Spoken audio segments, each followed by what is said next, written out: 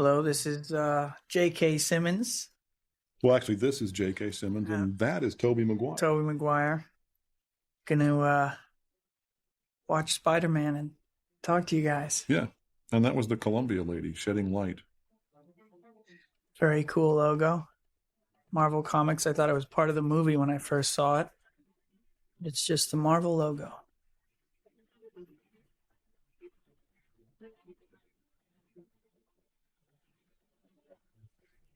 And very cool Danny Elfman Score. theme here. Yeah. Yeah.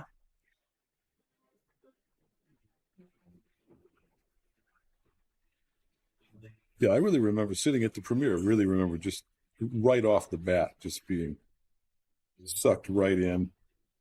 Oh, yeah. It was so exciting, too. The energy and anticipation of the film was just insane. I was like on the edge of my seat. I couldn't wait to see how people responded.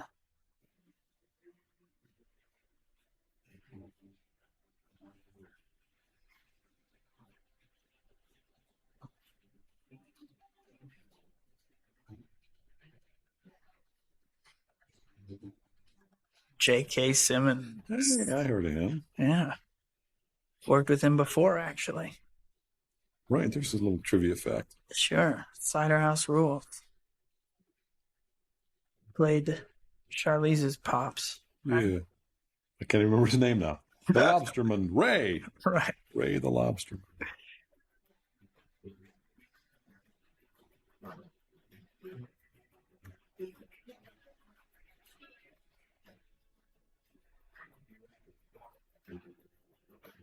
Gotta say, I had a great time on this film, and it comes from Sam Raimi. Absolutely, yeah. He was, it was hard for me to get this job. Actually, the studio was hesitant to hire me, as this is a huge investment for them, and I guess people are used to seeing me in art house films playing more passive, less heroic characters. Very introspective, and they didn't, they said, well, we like him as an actor. We're not sure if he's right for this role. And Sam Raimi really fought for me, and it was hard. I had to fight with him, but he was so supportive and so passionate about having me in the movie.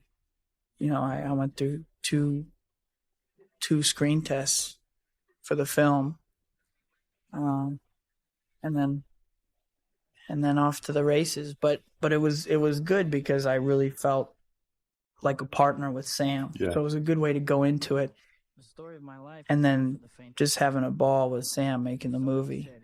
He's so much fun, so funny. Yeah, he's described him once as being like a really, really smart 9-year-old boy. Mm-hmm. He's got a lot of that kind of fun about him. Fun, silly energy, but very smart and very collaborative. Yeah.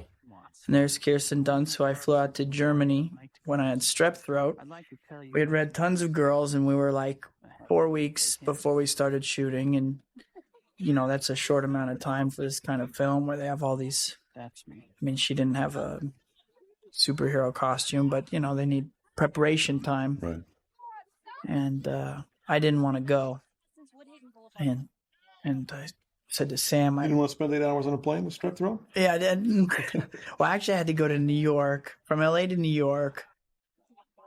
Oh, no, LA to Germany for 17 hours, be in Germany, Berlin, and then go to New York for 2 days and come home. And I literally called my doctor and said, can you give me a note so I can call Sam or give the note that I can't go to Sam? And I Dear called Mr. Raimi, exactly. Tobey is too sick. I called Sam and I said, my doctor doesn't think I should go. Sam said, Tobey, I've got to tell my kids that, Daddy can't be with them this weekend. And I really don't want to do that. This is about sacrifice. And pack your bags because you're coming to Germany. So off we went, and thank God, because that was it. I mean, I'm not going to say, we basically all knew right as it was happening that she was it. She was so No, I remember there were a lot of wonderful names and ideas that came up for casting, but then when I met Kirsten and saw her doing it, there's just nobody could have been any better for the role. Yeah, exactly. School kids are not showing up for the field trip and the rolls. What, you want me to trade in my car for a Jetta just because you flunked out of every private school I ever And these guys, Willem and James Franco. Don't ever be ashamed of who you are. you know, one of the great things that, right here, you notice in the very first scene is that you see actors playing father and son all the time, that there's no way in the world they could be related. And these guys, not only are they both good actors, but, they actually look they like they could be related. Exactly. Good job. There I am looking like a nerd. Perfect. So was that a big stretch for the nerd thing? Or? Well, it is a big stretch, but people don't realize that. Only my friends realize that. Impressive. Your parents must be very proud. I live with my aunt and uncle. They are proud. It was great working with Willem. I think I threw in the DVD of Last Temptation of Christ the night before I started working with him. As I'm going to work with Jesus Christ tomorrow. Right. Well, he had just gotten done, or the vampire. What was the vampire? Shadow of the Vampire. That was just out when we, at least when I started working with. Yeah. Peter Parker impressed with things that most teenagers couldn't care less about. That's what most teenagers care about, right there. Yeah, exactly. For example, the Delana spider, family Spiracidae, has the ability to jump. Just very typical school paper. Sweet, smart underdog character, and getting picked on here. Right, Big Mean Joe. Right. Flash Thompson. That's the other thing about this film, that I had such a good time because everybody in the film, like these guys, were great and they were a lot of fun. And I just say that all comes from Sam again, in my opinion. Yeah. I was just going to say, like the Sam Raimi butt kissing hour, but it's really true. He does a great job of hiring not only people who are going to be really good at their job, but people that you can spend a few months with and really collaborate with and have a good time with. The whole process before we started shooting for a couple of months. I mean, I trained physically for 4 or 5 months, but the whole process of getting in the room with the different actors and Sam, and we would go through scene by scene and break down the scenes and what they meant for our characters and what place they had in the film and in our characters' arcs. It was a really great process because it gets us all on the same page, and we're all going in to make the same movie with the same tone, and we all felt like we were partners in making the film. We were filmmakers and not just, hired puppets to come in and say the lines and right. Yeah. So that's always nice because I can see my handprint on the movie here and there beyond just my performance, which is a lot of fun. Yeah, it was really a very, especially considering the sort of big budget blockbuster nature of it. It was a very collaborative, supportive, fun kind of project. Genetically designed super spiders. There's 14. I beg your pardon? One's missing. Yeah. Huh. I guess the researchers are working on that one. Do you know that this is... Here's James snaking my girl. Microscope on the keyboard. You were talking throughout that woman's entire presentation. Let's go talk about how we listen. Yeah. I don't know what Come on, go for it. Yeah. Getting the nerve. I think that's a moment that we can all identify with for Absolutely. Adolescent days or beyond adolescence. Well, I do want to say that this is acting for me at this point. Can I take your picture with a student in it? Sure. Yeah. Great. Where do you want me? Over here? Yeah, that's great. Don't make me look ugly. She's great. She's just so natural. So believable and solid, but fun and funny. Something I love is she doesn't work with vanity, and she doesn't really care, she's not like cautious or vain or looking at herself, self-conscious. She just goes for it. And is there to have a good time. And Oh, well, here's the one. Here's the little guy that sets the whole mess in motion. what is in this thing? What is in that little guy? By the way, that wasn't my hand. That was not my thumbnail. And I know I'm blowing the magic of movies there, but that was not my thumbnail. So a hand model got a day of work. I don't know who that was. That was probably Sam. Sam Raimi. Yeah. Now, see that thumbnail? Oh, that's not yours. That's mine. How strange.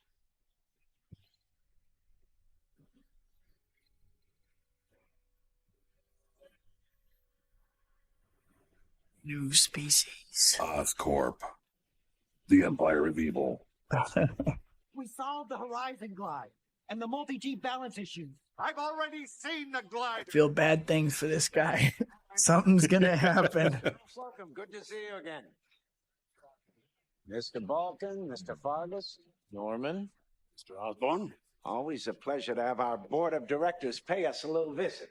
I want to see the progress report on human performance enhancers. We tried vapor inhalation with rodent subjects. They showed an 800% increase in strength. That's excellent. Any side effects? In one trial, yes. It was an aberration. All the tests since then have been successful. In Mr. Osborne's defense, this guy could be a little more understanding, a little more compassionate, They're working on some pretty serious stuff. And what do you recommend? That was only one test. Well, the military, of course, is known for their passion and understanding. Absolutely.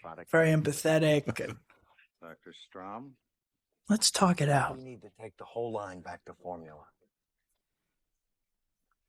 Back to formula. Dr. Osborne, I'm going to be frank with you. I never supported your program. We have my predecessor to thank for that. Norman, the General gave the go-ahead to Quest Aerospace to build a prototype of their exoskeleton design. They test in 2 weeks. And if your so-called performance enhancers have not had a successful human trial by that date, I'm going to pull your funding. One of the conversations I had with Sam early on before I even knew if I wanted to do the film was, what's the tone of this film going to be? Is it we're going to try to make it as believable as possible and have the fantasy come out of characters that are grounded and based in a reality? Or is it just going to be, a big fun comic book movie? I said, because I'd be interested in it if it was coming out of real characters and truth, and that's where he was coming from, and he was describing the tone of it to me. And Hand me that dish, the green one. Corporation is down. Well, Sam was a big Spider-Man fan as a kid, too. I don't know if you were. I was not, but Sam apparently was a gigantic Spider-Man fan with the thing hanging above, like a poster, a painting hanging above his bed. And he read, but I went back and read about the first 4 years of issues, which I think is the period that Sam read, the early stuff. Well, basically, that's sort of what the film covers, too. Is obviously the creation of Spider-Man and the beginning of... The origin story. I hear there might be a sequel. Really? Yes. Oh, wow. When are they talking about making that? Sometime in the spring, I think. I hear like late March they're going to go into production. Right, I guess we're hearing the same vague rumors then, yeah. I think every other May there will be a new Spider-Man movie for the idea. For the next couple decades or so. I'm going to have to, they'll have to recast me as Uncle Ben one of these days. Now, I do want to say this effect, which was brilliant. I do want to clarify that this is not my body, the skinny dude. They had me walk, or they had the kid walk, and then I had to match his walk. And they somehow put my head on his body. It was pretty clever. Combining the genetic information from these fibers into these 15 My nose is pretty, nostrils are pretty clear there. Thank God. Yeah. So is that your skull there? It's not my actual skull. Something's happening. Seems like more than a dream. Yeah, all those effects were just genius. I guess they spent a little time on that after we got done with our jobs. Oh, yeah. Now I'm asking you for the last time. We can't do this. A lot of the questions that I find that I get, from people on the street and stuff always have to do with not always, sometimes have to do with the technical aspects of it. And so often people are asking me, like I have a clue, Right. How did they do that thing with the, I'm not sure. I just, Right. You got to do things. say my lines and try not to waste anybody's time too much. For what? It begins catalyzation when the vapor hits the bloodstream. It's amazing how long it takes to do all that stuff, too. 40,000 years of evolution, and we barely even tapped the vastness of human potential. This is a pretty interesting idea for a villain, actually, human performance enhancers.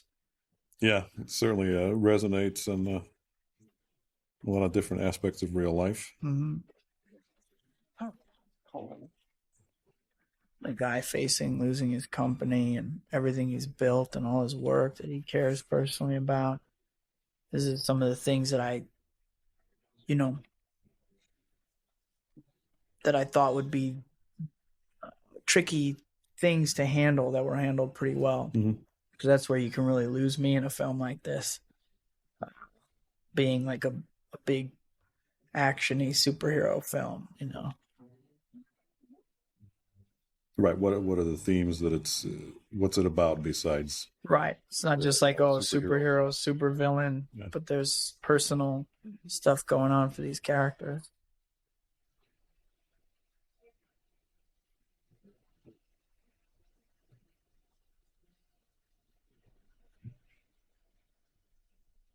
Yeah, that's one of the things you always look for in a script, or at least I do, that especially playing a bad guy, is he just, a two-dimensional quote-unquote bad guy, or is he, is a human being who could be coming from somewhere? Yeah, nothing interesting about that other. And Willem, obviously, I mean, he does. You wonder does he make parts really fascinating, or is he? Or is it written like just that? Drawn to only the really quirky, interesting part. Probably a little bit of both. You know, it's always hard for me to go beyond the material. I've just been fortunate, I think, and selective and fortunate to work on good things. And that's really it. It's both of those, isn't it? Yeah, and this is what I love so much. It's like, a bunch of art house people making a big movie. Yeah.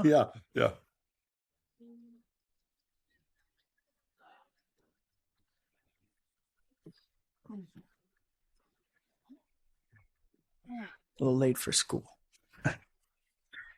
I'm 27 now, but this was one of those great touches too. The thing with the glasses. Oh, this is great. And I don't remember if that's directly from the strip or if that was. I don't recall. Yeah. But there were a lot of those really nice little touches. And then, oh, by the way, what the hell is my head on top of? Tobey's been doing his sit-ups. Yeah. And that was 5 months of 6 days a week, 4 hours a day. Nutritionists, trainers. Right, for about 8 seconds of, plus all the stunts and stuff. And but looking good in the suit. But this is the thing that I think, helps you buy it for the rest of the movie. Yeah.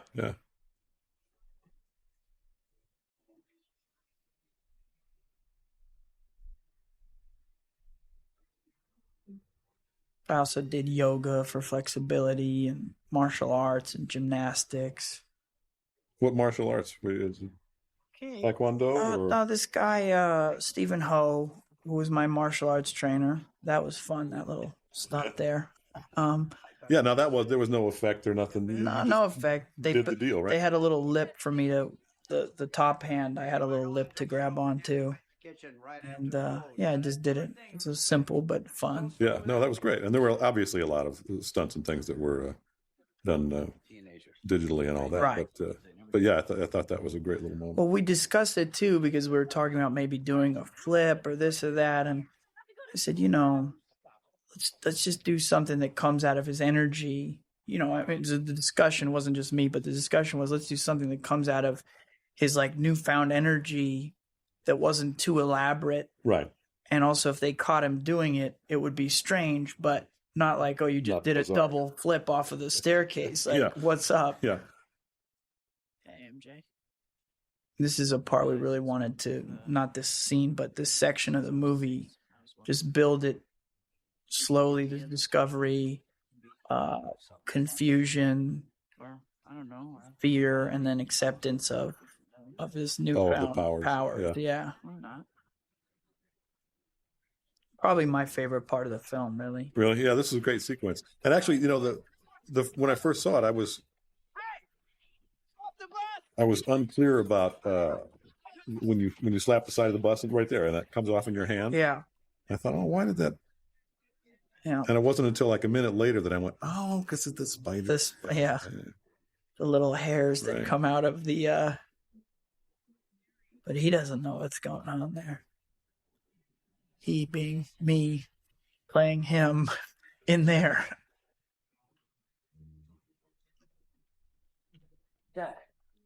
There's a really great pace to the movie too.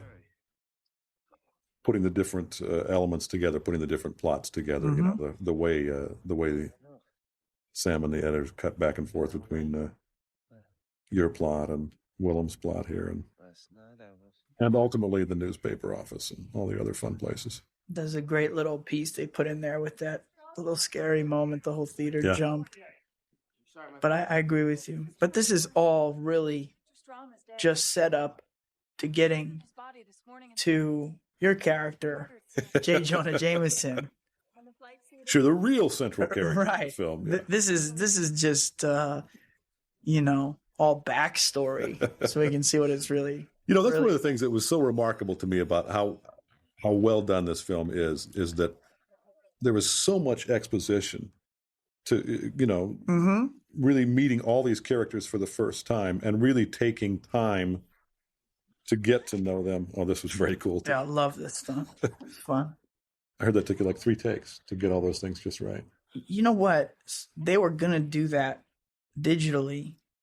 And what happened is someone came up with the idea of just standing above the camera and dropping all that stuff and hoping it landed right. And I think we saved them a bunch of money. No, are you kidding me? I swear to God. I had no idea. Oh, we gave it a shot, you know? And I just held the tray and he dropped stuff and I had to move the tray around and it just landed so we could... Wow, I had assumed that was done digitally. No. It was not. Because I'm a method actor, I actually have webbing in my wrists.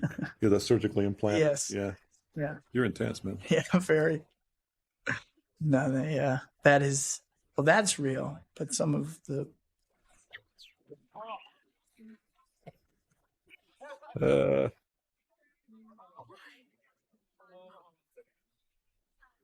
This is a very funny sequence, and then the tray trailing behind. Yeah.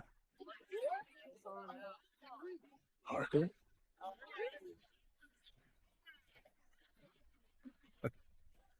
Little prop acting there. Very good. Yeah. Worked.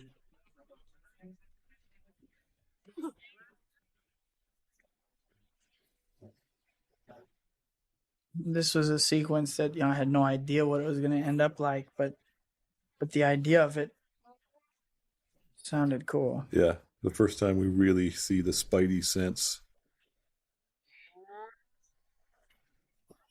Think you're pretty funny, don't you, freak? So many little specialty shots. And That's the accident. Come on, Flash. Stop. I don't want to fight you, Flash. I wouldn't want to fight me neither. What's that, man?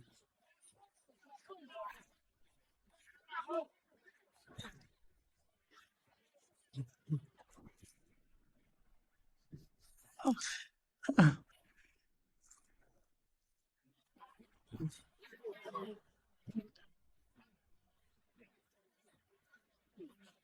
them, Harry.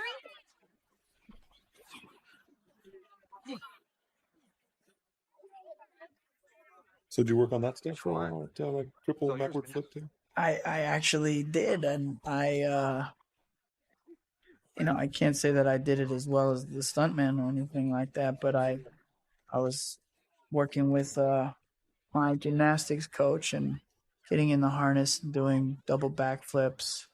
I never did a triple, but I did some double backflips. And I could pull them, you know, sometimes the landings weren't weren't really Didn't stick the smooth. landing. Yeah. Peter!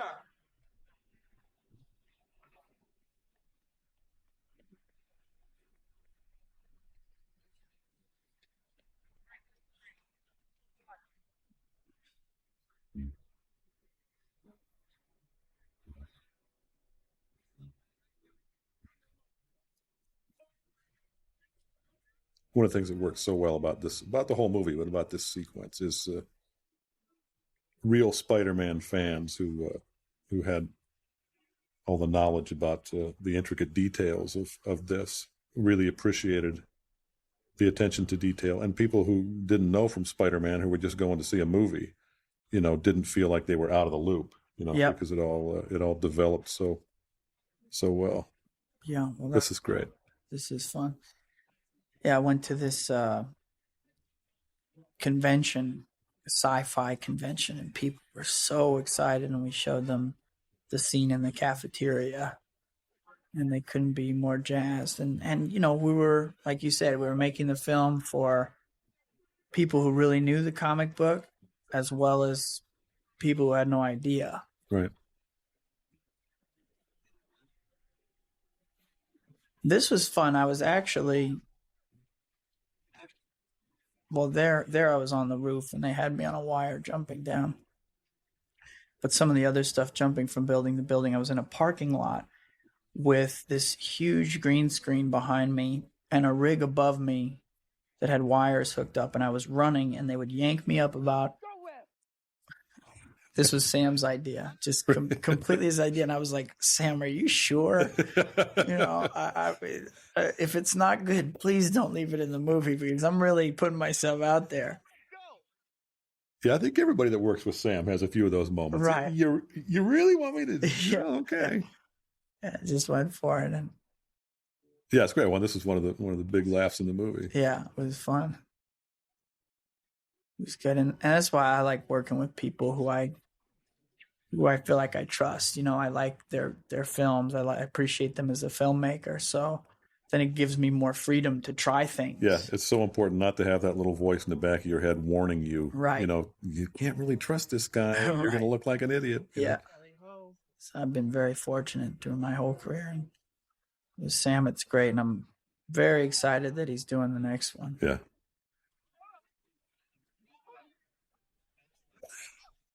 I'll say that hurt. Yeah. That hurt. Some things actually hurt on this movie. And I will say that the stuntmen who were doubling me and some of the real Spider-Men probably had a few more, or did have a few more bumps and bruises than I did. Yeah. But I got my share too, and they did a great job, and not only did the more risky things, but also helped me in choreographing some of the moves when I was doing it. Yeah, that's another part of what's collaborative about it. It's not like, okay, Tobey's going to go sit in his trailer and smoke a cigar while the stuntman comes in now. You Right. guys work together on making that transition smooth.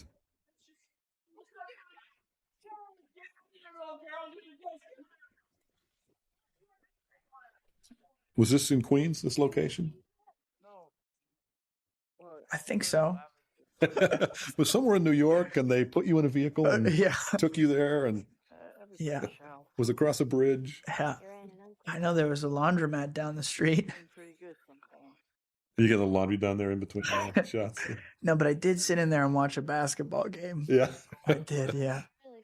I, of course, live in New York, and all of my scenes, which were supposed to take place in New York, were shot in L.A. In Los Angeles, of course.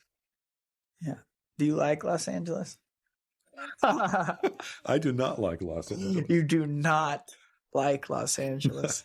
I love New York, and my wife and I discuss moving out to the West Coast once in a while because her family's out here, and yeah. I've steadfastly resisted thus far, but we'll see. I'm sure you have to spend time in both places. Yeah, you do. So, and not to get too specific, but you live in Manhattan. No, I lived in Manhattan for a long time, and then when outside of when our family grew, we moved out to the burbs. I see. Very good. I love visiting New York. Try me. I want to act on stage. This is really the scene where, and I think Kirsten's character is really a good character, and she has a really good arc, and that she's a little bit of a typical, I don't want to say typical, but she's got the thing that I can relate to, which is being in school and really wanting to be popular, wanting to belong to the cool group. And Right. she gets involved with people maybe for the wrong reasons. And she hasn't thus far in her home life or in school felt like anybody has appreciated her or understood her, that she's felt like she could open up or trust anyone. And Peter, you know, is a pretty open Something I never felt before. kid, and really has been infatuated with her since he was 6 years old. So to have the opportunity to be one-on-one like this and look at her and say, I'm here to listen and understand and care, and whatever your troubles are, you can share them with me and trust me. And he's very supportive and encouraging. And You're taller than me. And it's so great also in a quote unquote action movie, you know, a superhero movie, to actually have Don't. extended scenes like this that are really about the interaction between these two kids, and, you know, not just there to sort of set up the next car chase or, you know, whatever. in so many movies today, it's like, you know, Bye. your longest scene is, you know, 30 seconds or Yeah. something, you know. You're doing a 1.5 page scene, and it's your big scene, you know. I actually have to memorize a couple of lines. Right. Cool car. Yeah, this and the scene later in the hospital, and a lot of nice little scenes with you and Kirsten in the rain, of course. Yeah.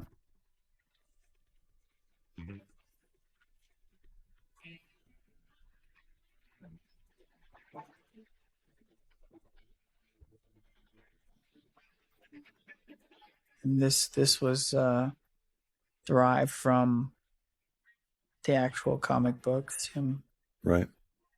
doing the wrestling match. And of course, this is you doing all the Drawing. right? Oh, yes, of course. No, and to be honest with you, I'm not even sure who. That same hand guy. The same guy that got bit. Guy, you know.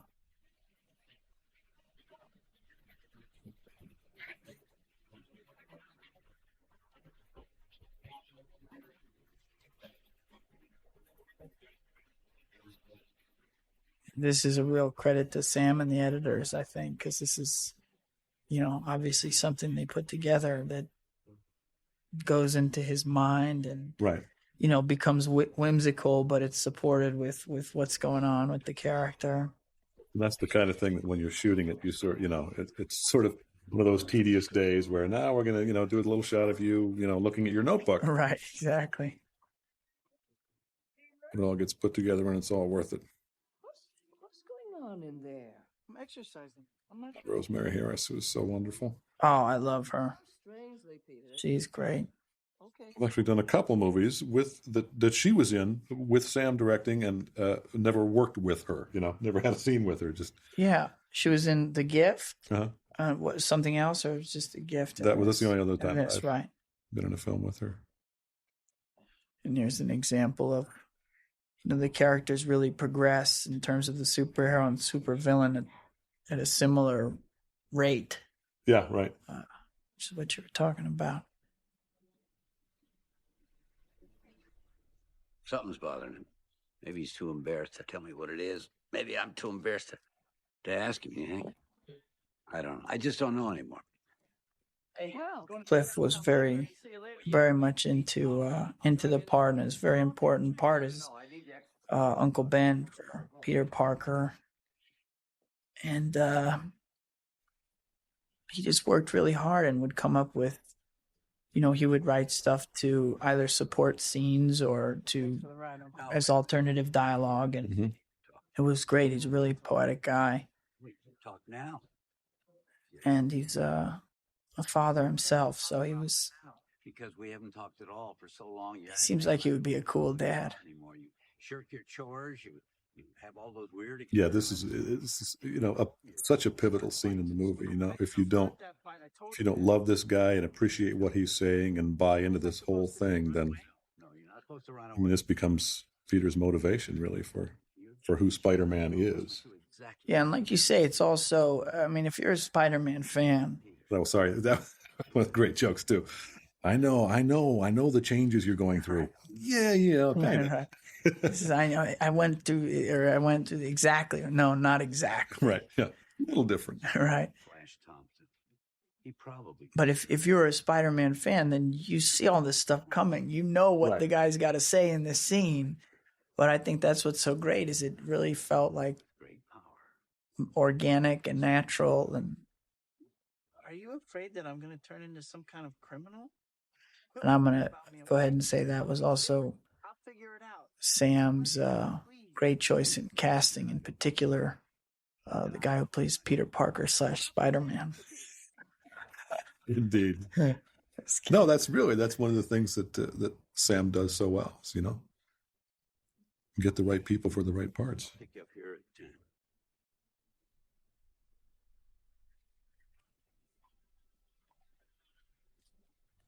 Little red sweatshirt coming out of the back of the jeans. A little subtle touch that probably most people didn't see there. Oh, yeah, might be among those most people who missed that. Yeah, including you. Yeah.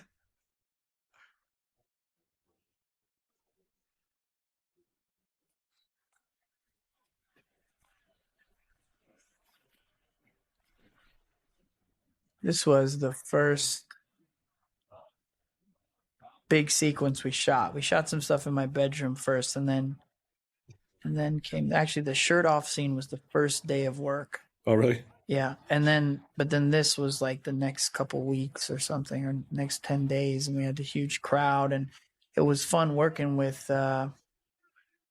Macho Man Randy Savage, because he knows how to work crowds, and these are extras who signed up and were excited, but after 4 or 5 days of sitting around with like their brown paper bag lunches, it's like the novelty kind of wears off. Yeah, the novelty wears off, and he would perform for them, and he would get me in on the action, and he would kind of whisper things to me. Okay, now do this and do that, and I would, You would do it, of course, because you're not stupid. Right, I'm not stupid. And the guy's arm is bigger than my chest. Next. No, sign me up. This is a funny character here, too. Yeah. You understand the NYWL is not responsible for any injury you may and probably will. Yeah. And you are indeed participating on your own free will? Yes. Down the hall to the ramp. May God be with you. Next. Ouch.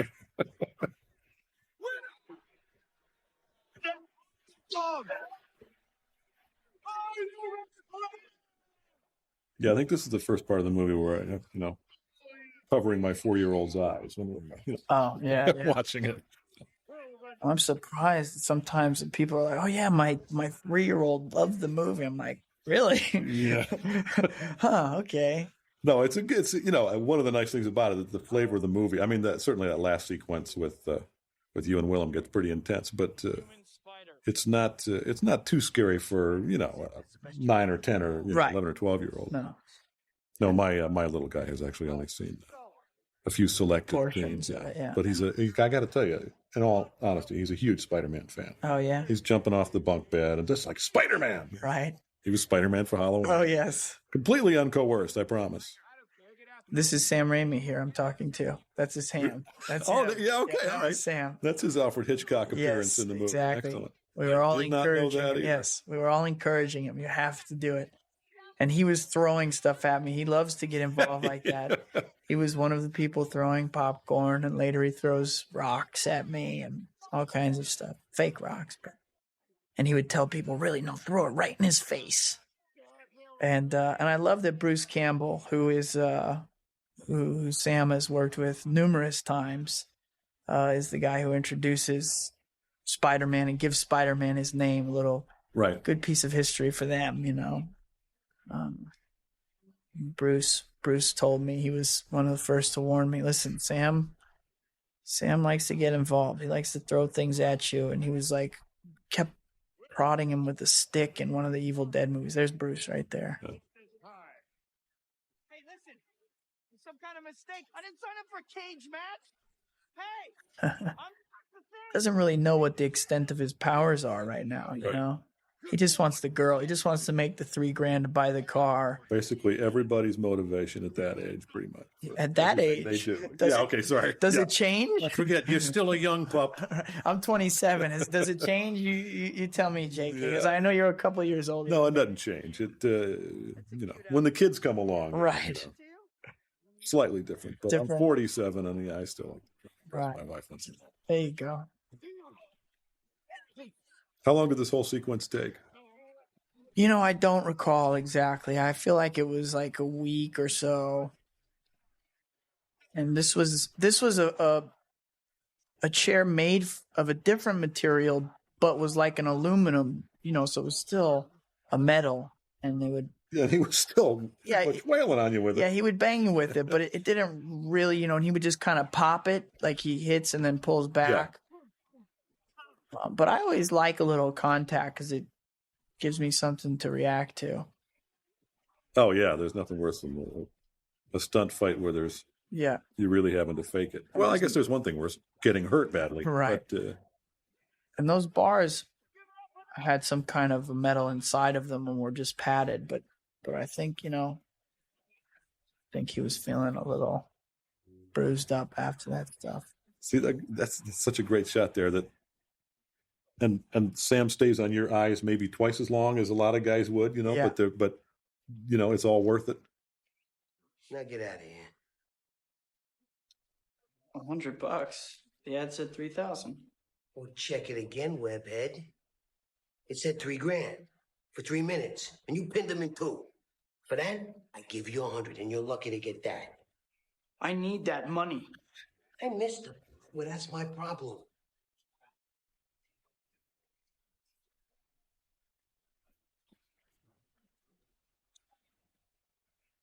Hey, what the hell? Put the money in the bag. hurry up.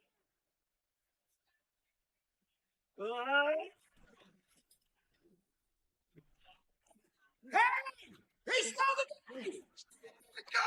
gun! He's got it!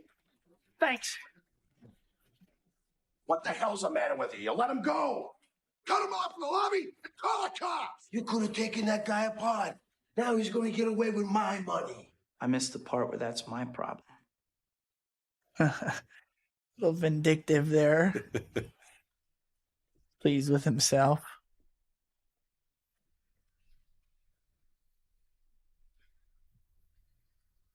You know, now that's where people who don't know the plot of Spider-Man are thinking, yeah, well, okay, that was kind of glib and kind of clever, but I'm not sure if I'm liking what this guy's doing right there. Yeah.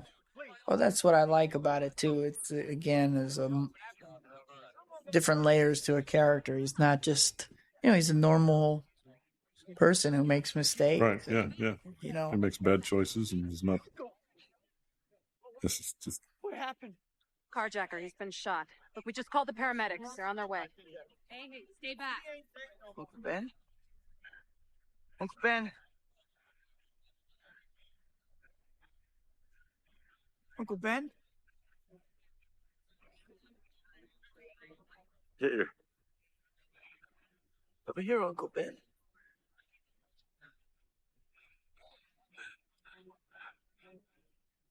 Here.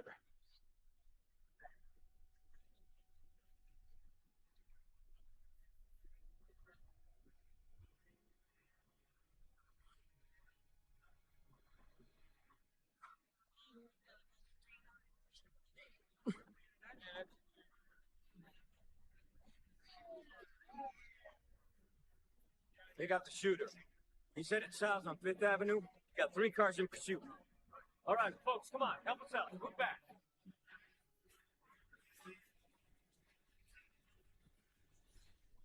That's a great transition. Yeah.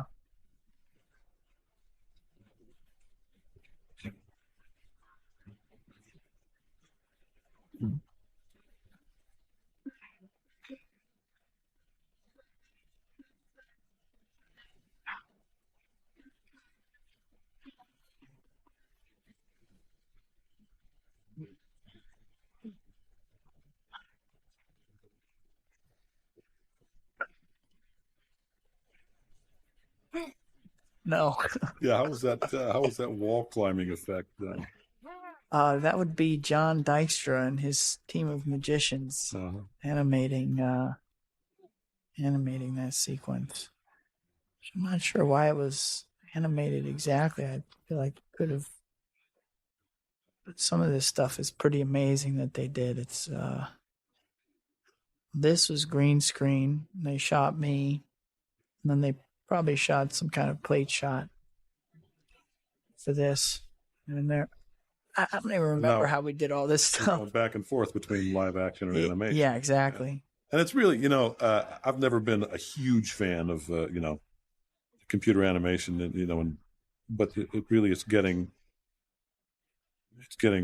pretty good now. It's really, it's pretty seamless in this movie. It's certainly the best that I've seen in any of the movies I've seen with a lot of computer animation. Well, it's pretty great. And you're also dealing with the progression of how good Peter is here. Right. Because, he's a little awkward and his, the way his body moves around and he slowly gets the hang of it. And part of this, I was actually on a car. And Michael Papajohn was actually shooting live rounds at you, or? They weren't live rounds. No, they were. I'm not sure exactly. That would be animated. You didn't do that jump. Oh. No. But then I was there on the car moving.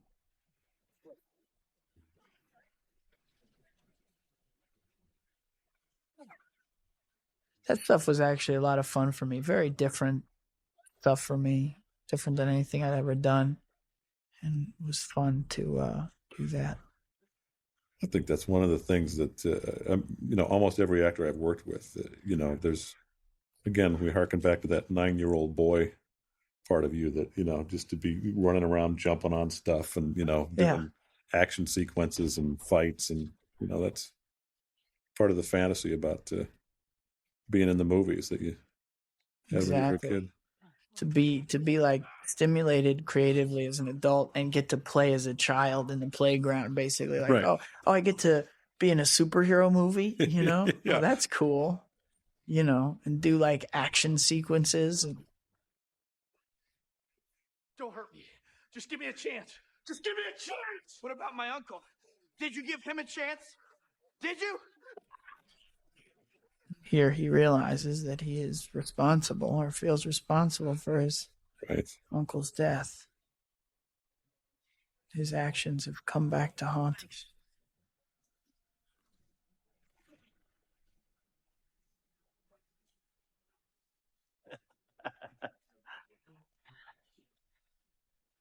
See ya. Whoa. No.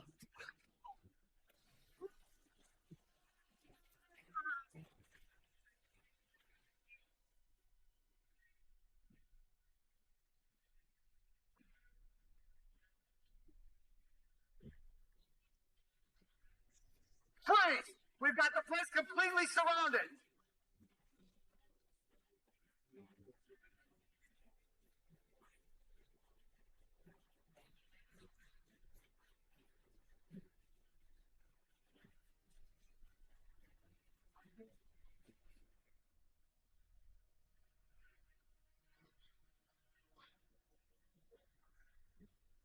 And actually built the Falcon thing I'm sitting on in a studio, and the rest was plate shot, green screen.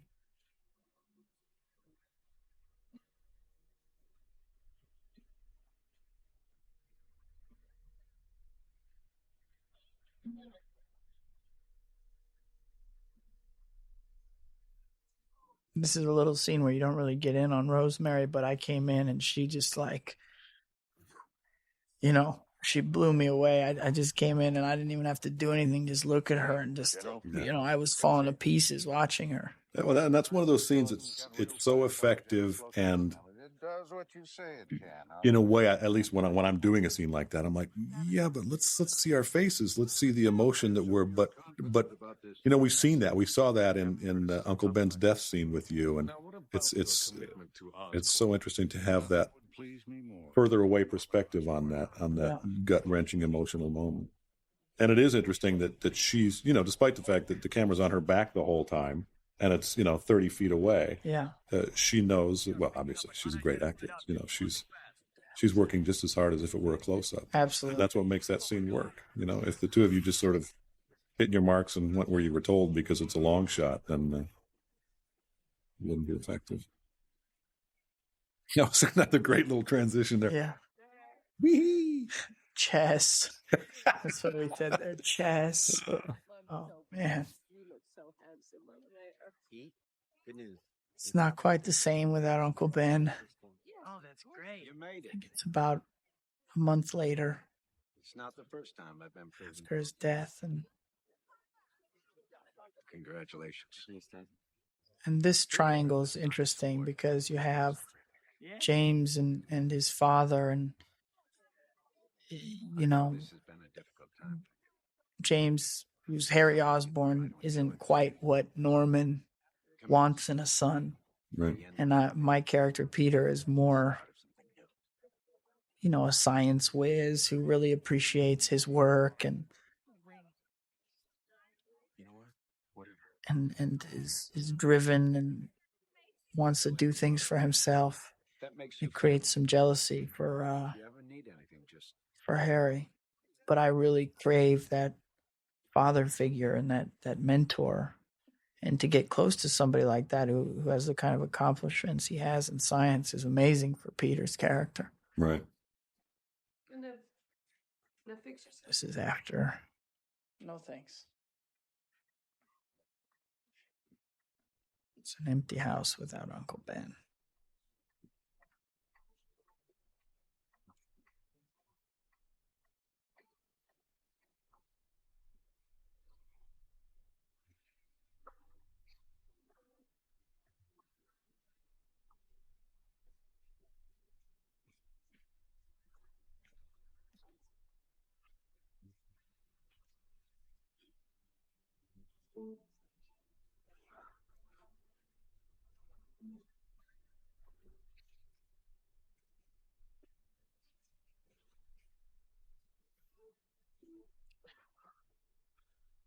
I missed him a lot today.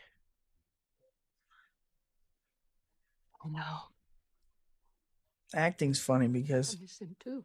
this is one of those scenes. It's kind of a tough scene, and for me, anyways.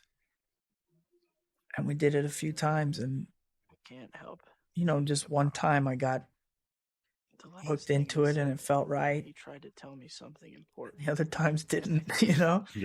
They say, it's like lightning in a bottle or something. You're just there to turn the camera on, and you hope to catch the moments. Right.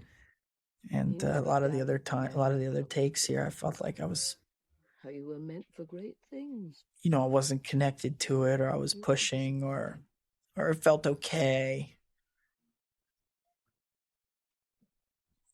This one, and I don't know how it, I'm gonna say, like, I'm not talking about how it comes off to people, but for me, it felt honest.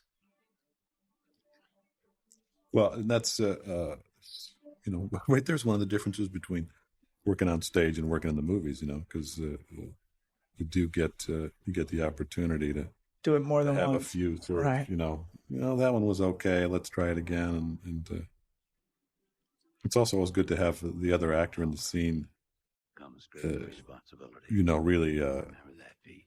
working with you and connecting with you and helping to I need bring that. that out. I mean, I'm not good. I don't say I'm not good, but it, for me, I feed so much off of the other actor, Yeah. Well, just the sort of the crying thing itself. I mean, there are a lot of tricks, that you can use to, have water coming out of your eyes. But if it's not connected and coming from somewhere inside, at least I think, I think you can always tell the difference. Yeah. Well, actually, I get into that, but there's Sean Penn's performance in Dead Man Walking. There's a whole sequence where he's not really shedding tears, but he's like shaking, almost like convulsing with emotion. Yeah. And there's really no tears coming out of his eyes, but he's so, I mean, I'm so there with his character. And he's working so hard to not have the tears come out of his eyes. Unbelievable. Yeah, he can act a little bit. Yeah, he's all right. So all this stuff when, you know, Spider-Man's doing his thing. Now that was just Lucy Lawless, who plays Xena, which Sam is involved in the TV show. So she made a little cameo that probably most people did not know that one either. Yeah. No, that's quite the makeup job. Yeah, exactly. There's a Twin Towers reflected in his eye there for a second. Oh, now the movie gets going there. Thank God. Like a breath of fresh air. Really uptight fresh air. Great head of hair on the guy, though. This is what's fun, too, about being an actor. It's like, of course, I know it's you, but you're disappearing into a character. It's a really definitive character, both in his look and in his attitude, you know? It's like I would tell people, oh, yeah, that's J.K. Simmons, and he was in this and that. Really? That's the same guy? Get out of here. You know? Sold out every copy. That's the fun part of being the semi-anonymous character actor. Be different all the time, and that, of course, is Ted Raimi, abused by his boss. He is abused by his older brother, the director. Very much so. On the front page. Nice money for a picture of Spider-Man. He doesn't want to be famous, and I'll make him infamous. There's the Moon Dance Diner. A landmark downtown. Peter Parker seeing Mary Jane for the first time since graduation. Hey. What are you doing around here? I'm begging for a job. How about you? Oh. These are, of course, all extras that you see, despite how crowded You're acting now? New York can be, I work steady. In fact, at least in the local area there. Right, so you have You're living your dream.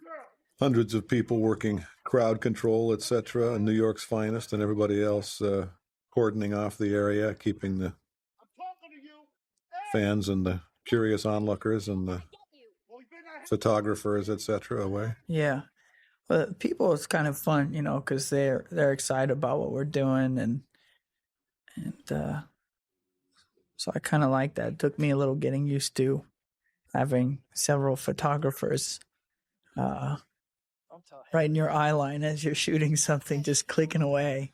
Yeah, that's nice. Huh? It was a little disconcerting at first, but then I got used to it. And they try to strike deals with you too, you know. Well, just give me a couple of good shots and I'll leave you alone. Yeah, definitely. Great. Harry. Yeah, and then once you do that for one guy, then you... Right, then they're calling all their buddies. Yeah. Getting on the paparazzi hotline. But thanks, Pete. there's Peter being, We should catch up sometime. in her eyes, supportive and understanding, unlike other people in her life, and Let's get some lunch some evening. him Well, I'll come by and have some of your still being affected and infatuated by her, but just finding out that he's been deceived by his roommate / best friend, Harry Osborn. Right.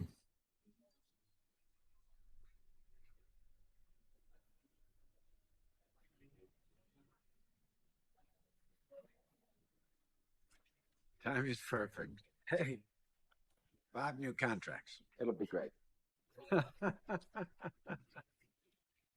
Norman's making his weekly inspection. Better than the average 2 broke out of work guys. Apartment? Manhattan apartment, yeah. Yes. Well, there was actually big discussions about that and how to do it, and it was basically decided that Norman probably owned the building. Right. And gave the apartment to I was late for work and Dr. his son. You were late again? I kept talking to them about, I don't get it. Wait, where do you go? you know, when they agreed that it should be somewhat modest in size, despite its size, because it's obviously pretty nice space for Manhattan. Yeah. I don't think I could afford that apartment. Well, not before Spider-Man, but Right. Maybe after the sequel. yeah. Hey, Pete, you're probably looking for a job now, right? Dad, maybe you can help him out. No, I appreciate it, but I'll be fine. No problem. I'll make a few calls. No, I couldn't accept it, sir. I like to earn what I get. I can find my own work. I respect that. You want to make it on your own steam. That's great. What other skills do you have, Parker? I was thinking of something in photography. Hello. Let's go. Watch the street. And then this was on the back lot. Yeah, I was just going to say, we didn't Yeah. block off the New York streets for this No. once, but a good recreation.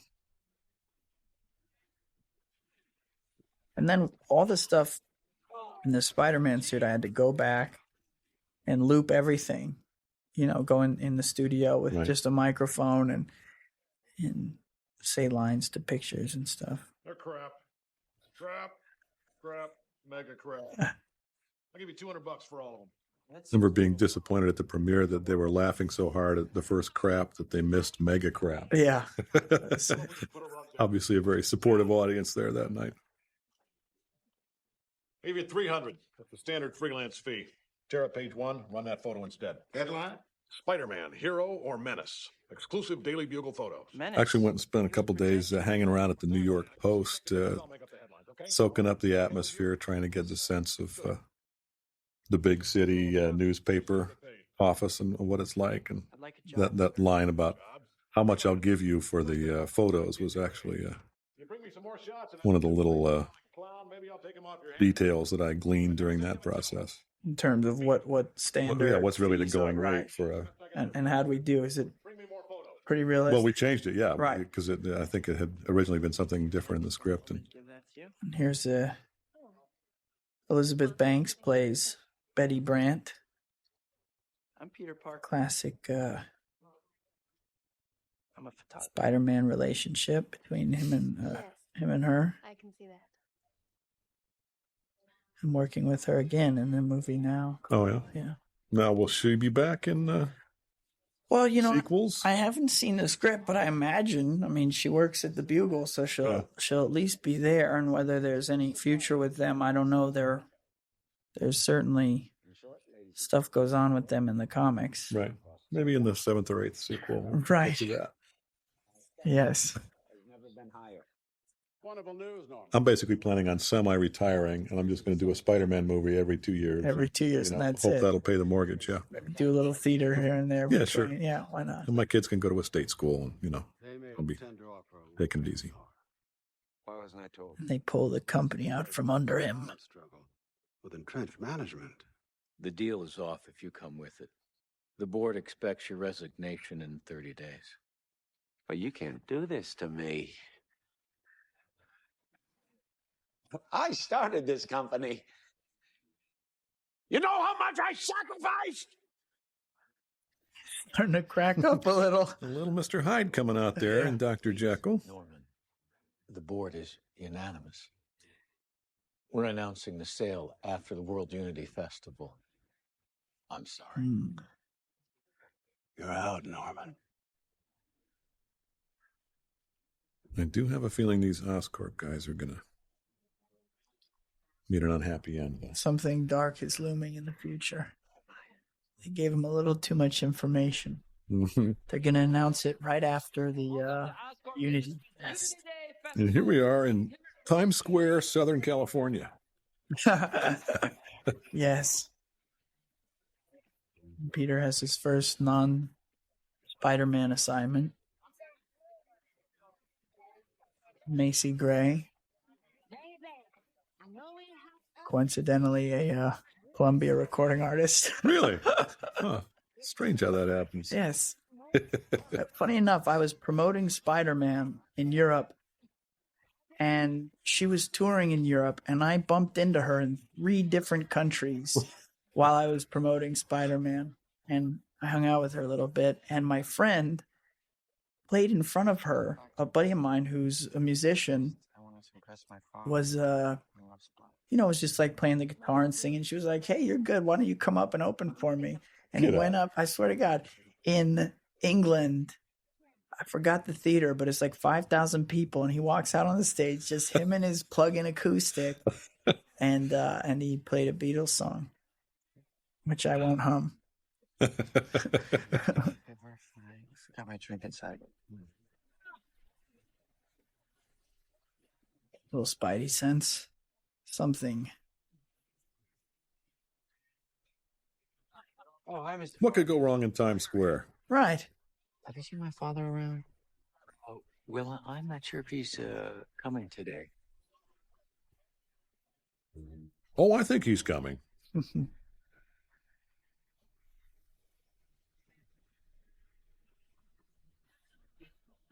What is that? Must be new this year.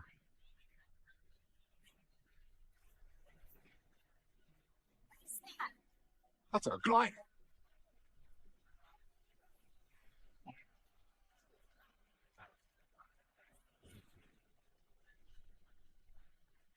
One of the times when Sam is at his best, Sam Raimi is during the scenes with lots of extras when he comes out to inspire them and try to get the reactions that he's looking for out of groups of 10 or 20 or 100 or 4,000 people. This was such a big job for him too. He was directing like 3 or 4 units at a time sometimes, It was unbelievable. This shot I like coming up with all the There's that was Stan. Stan Lee right there. Yeah. Stan the man.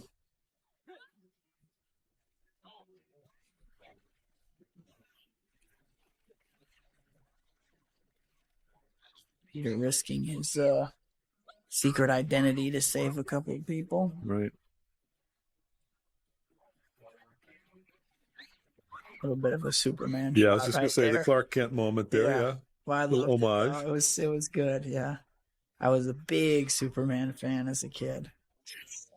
Well, I was that age. Very tasteful deaths. Hell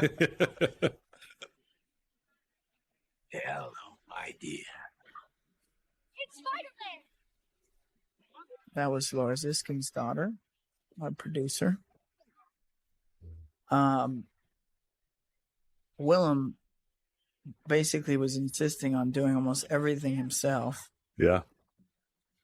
And part of the reason was because he's so specific with his physicality of the character. And the stuntmen were great, but, Willem did it the way Willem did it, Oh boy. He really acts with every ounce of his body. Yeah. And he's very in shape. He's a seasoned yogi and has a lot of control of his body, even though he hit me and kicked me many times for real. Well, he probably meant to. Yeah, I think so. It was fun. But, I'm like the younger actor working with a guy I admire, and I'm holding up on my punches, Yeah.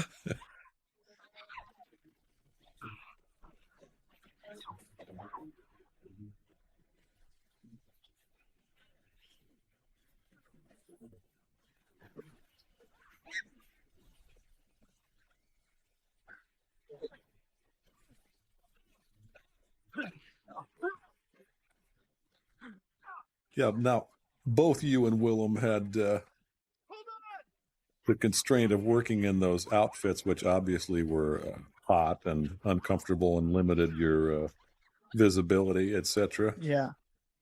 Well, Willem's was actually fairly heavy, his suit. So I know he had this like special chair to between takes so he could relieve some of the weight of the suit. Mine was not that heavy, but it's a one piece that I couldn't get in and out of myself, and my lenses would fog up a little bit, so the vision would be restricted. Yeah. And if I ever had to use the restroom or get a sip of water, it was like a 30-minute process. And the zippers broke all the time, which they weren't even going to put zippers on it. And I insisted. Well, they were going to be zippers, but they weren't going to put the little handles on the zippers. But, right. And then they did, but they broke anyways. And they ended up stitching me in the suit, sewing the suit up at least 60% of the time. Don't mind us. She just needs to use the elevator. So not a lot of potty breaks on days when you were in the Spider-Man garb. No. I do. But I think I went through like 30 different fittings, and I went through, where they cast my body, and which was very uncomfortable because the guys who did it did not tell me that the plaster cast would rip hairs out of my body. And so it's like you got a plaster cast and a free body waxing at the same time. It was fabulous, and it was some of the most excruciating pain I've ever been through. See, people think it's all glamour and parties. And then I had to stand nearly naked in front of dozens of people all the time. They take photos and staring at the intricate details. Oh yeah, absolutely. Luckily, I had been working out for many months, so it was the newly buffed Tobey. And then they played with the different graphics on the suit and 3-dimensional webbing versus webbing that was just in the design, and finally we came up with a face mask versus not a face mask versus helmet versus just the material, and it was some kind of spandexy material, lycra or something, and it was pretty. It was pretty. I'm gonna stay up for a while. Good for movement. It was. What was that thing? They designed it because Spider-Man is such an agile character, so you could move around and do flips and run around. Right. It wasn't as bad as what I heard that the Batman suit was. Apparently, that was not fun to move in. Not fun. Yeah, this wasn't so bad. Somebody there? Voices. Somebody. Who said that?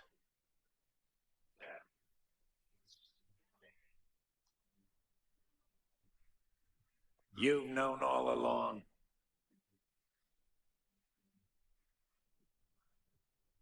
Where are you? Follow the cold shiver running down your spine. Willem would basically never be in his trailer. He was always wanted to be in on the action, wandering around and sad. It was good to see. I don't understand. He was so involved and invested. Did you think it was? And I really think that's what makes this movie fly. So many good things For me, is that for you, all for you. people are trying to give real performances within the comic book fantasy world. Right. Say what you want, to do what you. Yeah, he's a hardworking guy. Pays a lot of attention to detail. And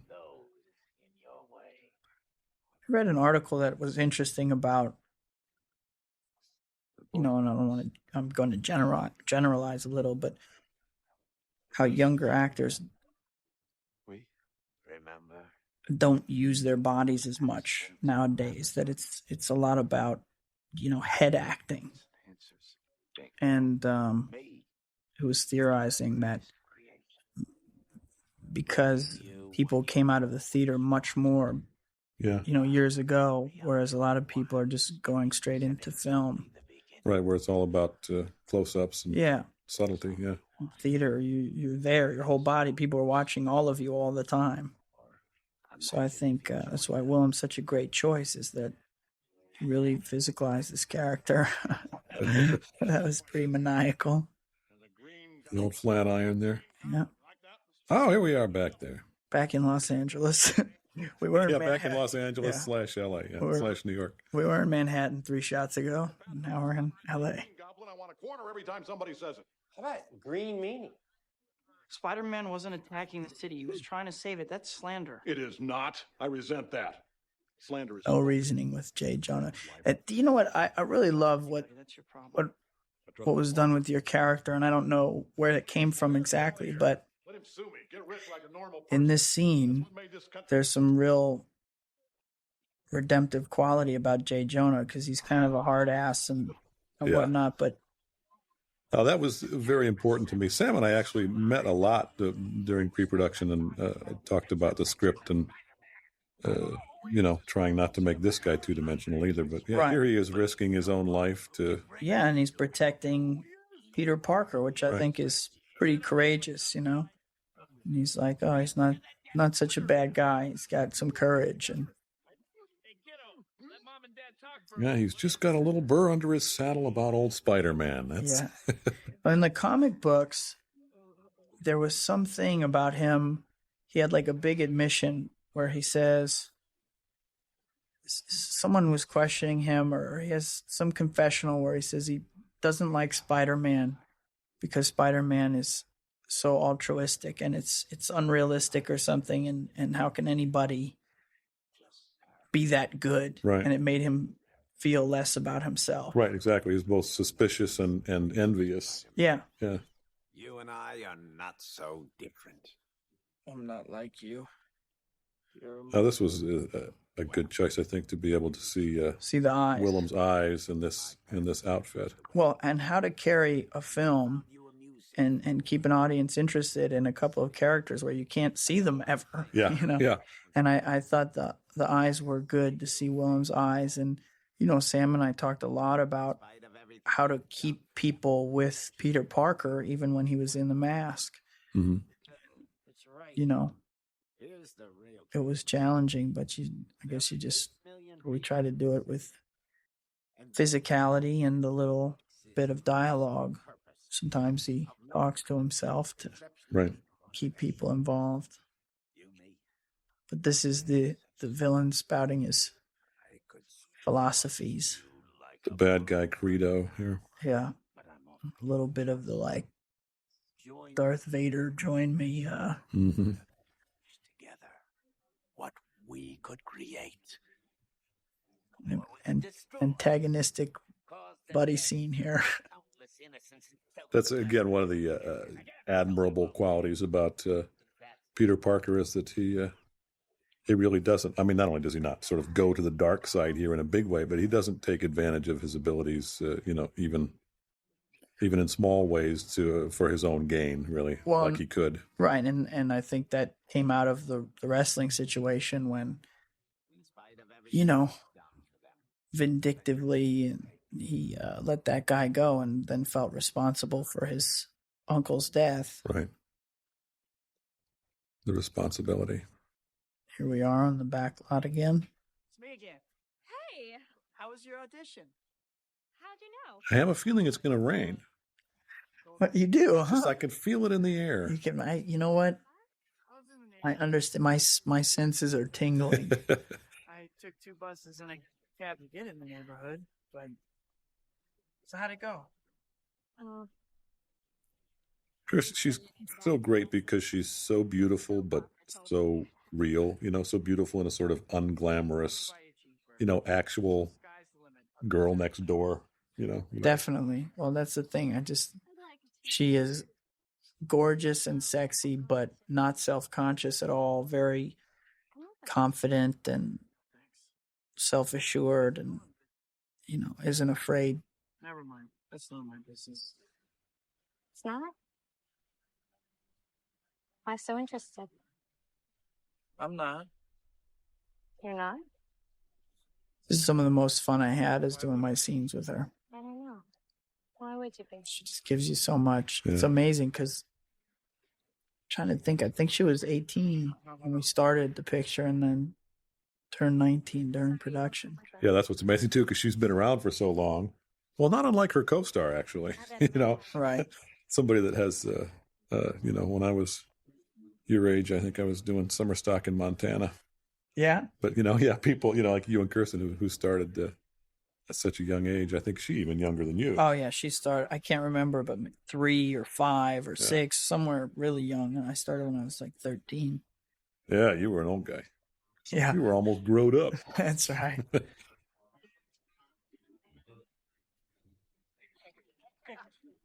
This is similar to the screen test that I did.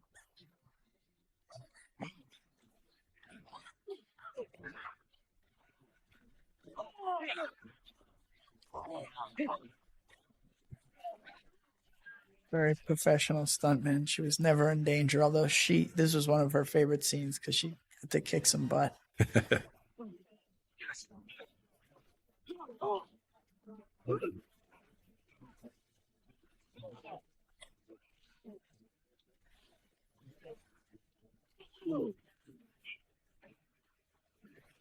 This is a fun shot here. I had to run in here and I jumped up in this little trap door they had, and then they shut the door behind me, spin around, and a double drop down all in one shot. And then it's me, and then they cut and come in closer, and it's me. And Kirsten, this is our big kiss moment coming up, the much talked about upside down kiss. And when we shot her close-up coverage, it was before, I was actually standing right side up for a part of it. Nice to have a fan. And she leans off camera when it comes up, and she planted one on me.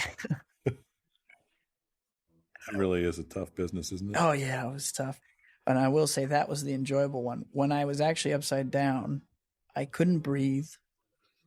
Water was pouring. Veins popping out in his neck. I mean, it couldn't have been more uncomfortable.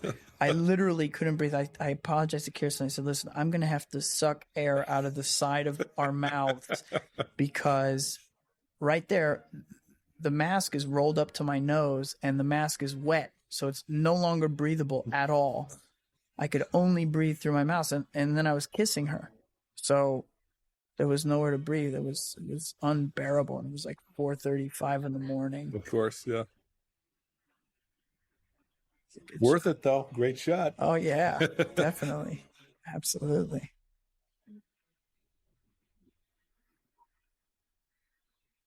Now, this is not the back lot. No. And this was New York as well.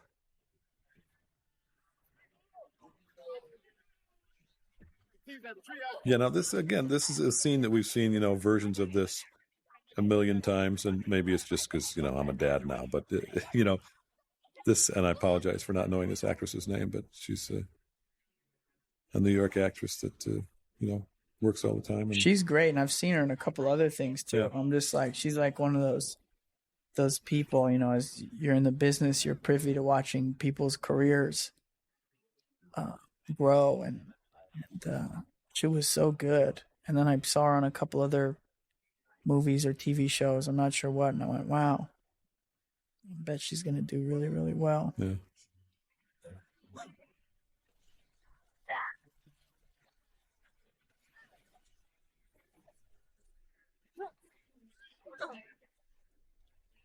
It's okay, your baby's fine. God bless you, Spider-Man. Bless you. Spider-Man is wanted. Right. And a lot of these guys that play New York's finest and or New York's bravest in these movies actually are New York cops or New York firefighters. Mm-hmm. Not coming back, Chief.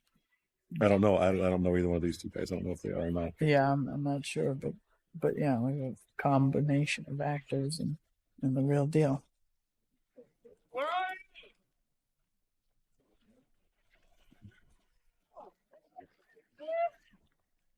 Of course, all of my dialogue is looped. Yeah, that's a whole different challenge than being in the recording studio 5 months later and having to try and recreate the same level of involvement. Pathetically predictable. Like a moth to the flame. But you end up doing that in well, at least in my experience, in just about every movie you do, even if it's just, sitting around a table talking, there's always, for one reason or another, there's always some re-recording to do. Yeah, you always do it, but this was very heavy. Oh, great. Yeah. This is a cool shot. How did you get your body to do that in slow motion? You're amazing. Oh, thanks. Yeah, in all of that fire, too. Yeah.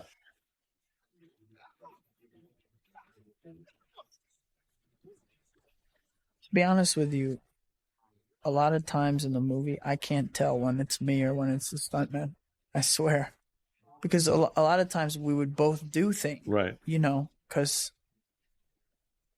because we wanted it to be me, and sometimes there were things I couldn't do as well as the stuntman, and we would both try it. Yeah. And at first, I would be all gung-ho and say, I want to do it. And they would be, Sam and Laura would discourage me, well, we don't really need you to do this one, and it's dangerous. And by the end of the film, I was like, nah, just bring in the double. Yeah, just let him do it. Well, that was a long shoot for you. It was a very long shoot, yeah. And I'll say another person behind the scenes who really cares about the character and had a lot of great input was Avi Arad, who's the head of, I believe he's the head of Marvel Entertainment. I mean, I don't know his actual title, but, these characters are his babies. And he just did a fine job working with everybody on this movie. And he's got to be one of the most prolific producers in Hollywood now with all of his Marvel movies. It's unbelievable. And he's, the thing about Marvel characters is that they are relatable. They are human. They're not, perfect heroes and just evil villains. This was actually one of the hardest stunts, just being up on that wall, as hard as that, on the ceiling, as hard as that. Well, and bleeding, it's always a drag when they cut you and you have to bleed. Right, of course. Then you got to rehydrate, and then you can't take a potty break because of the suit.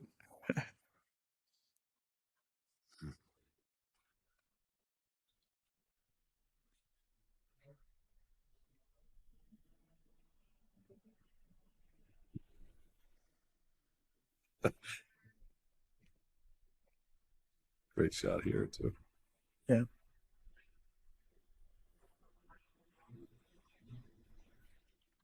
Hey, everyone.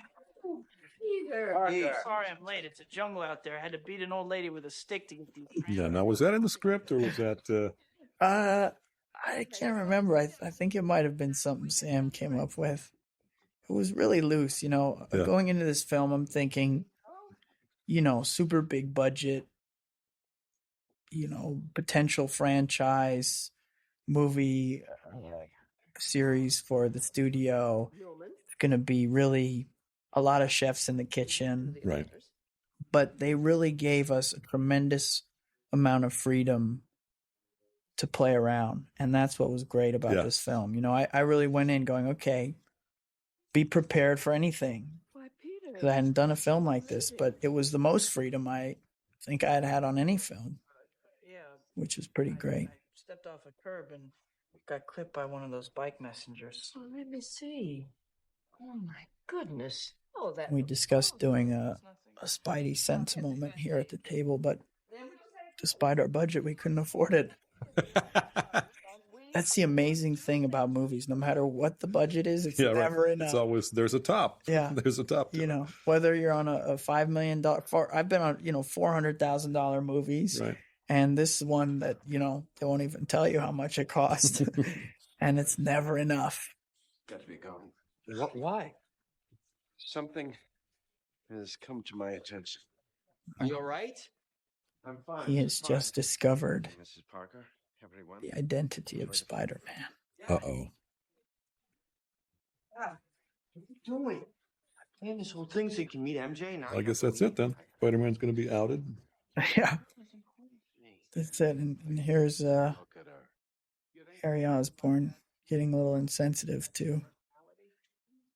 Yeah, it's hard to confront the old dad figure too much here. Yeah. He sort of loses his backbone. You're wrong about her, Dad. A word to the not so wise about your little girlfriend. Do what you need to with her, then broom her fast.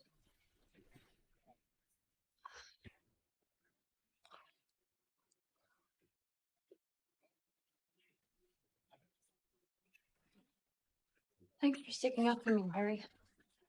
You heard?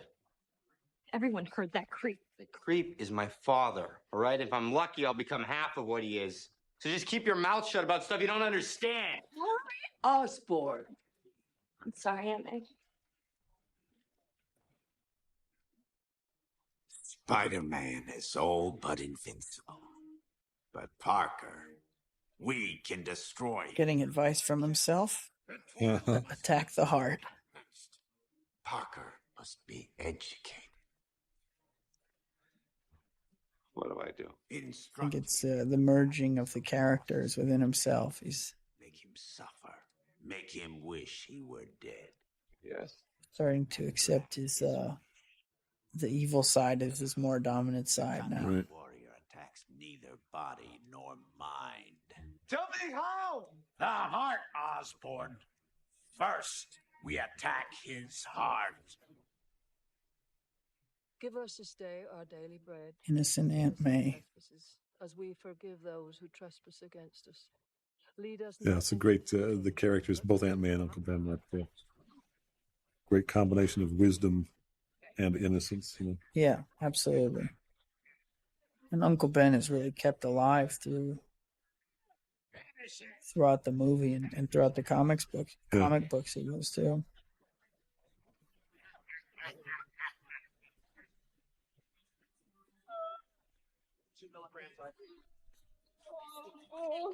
You have to be careful. Aunt May, is she gonna be okay? What happened?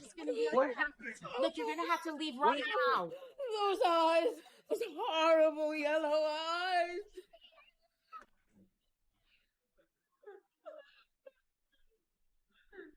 He knows who I am. Peter gets caught up.